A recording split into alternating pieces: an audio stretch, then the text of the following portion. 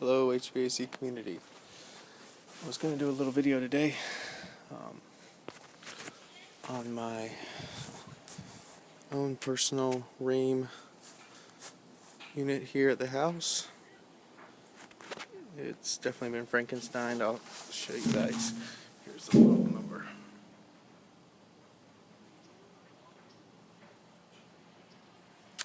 So, okay, wow, where should we start? Well, here's my control panel. See if I can get it to focus. We've got the Emerson Shure switch on there. And we're at 200 turbo capacitor. Got my 521 kit in there. Got the here is the stock Rheem on-demand defrost control board there. And what are these on the back side here? Well, glad you asked. This is my add-on board out of a York heat pump. What I've got here is I wired in a high and a low pressure switch. What I like about these boards is they lock out when the pressure switch trips. So I've got very limited wired up to this board. As you can see, I've got red, common, yellow, and got my pressure switch circuits there. And then that's what actually sends the signal out to the contactor. What is this relay for? Well, this relay is I was having trouble in defrost. It would kick out the low pressure switch, so I had to add this relay to bypass that pressure switch during defrost there. So yep, if anyone has any questions about these York boards, feel free to ask too. I know they are a little bit troublesome when they will lock out. Okay, my next Frankenstein creation in this unit here is the addition of this thermal expansion valve. These units come with a piston, and it just wasn't good enough for me. And of course, I'm not going to go buy the parts. Let me see if I can get you guys a different angle of this assembly here. Maybe you guys can make out what I stole this setup here out of. So up here is the bypass check.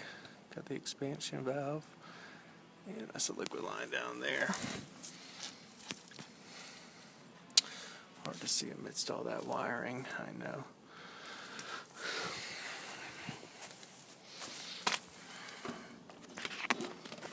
Let's see, can't get a good shot of it. Okay, that's a little better. That shows you how, a little bit about how I pulled it off. There's the sensing bulb back in there. And also I stole this nice little compressor blanket out of a unit. And I also, if you can see these wires down here, that I added on one of those wrap-around crankcase heaters. We don't get too cold here in Florida, but I actually don't even have it hooked up right now.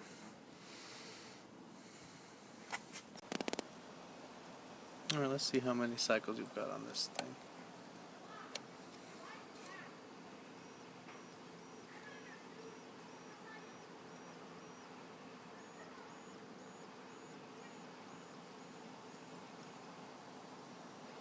So that was 9. Let's do that again.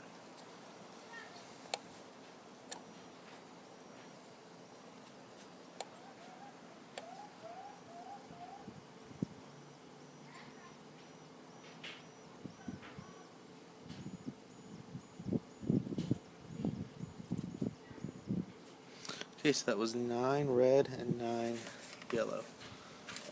So 9,900 cycles. So I'm about to flash a green. Have to check that out. Have to YouTube that. So I was just doing a little maintenance today. Check my run cap. I'm about to amp out the motors and the compressor, and that there is my waste heat recovery. That was actually at the house when I bought it. So the pipes come in and takes the discharge line here. You can see this is where someone added the discharge line right off the compressor, and then it comes back here. That's where they split it. That thing's pretty nice. I don't want to give too much away about that. That will be in another video when I show the inside unit.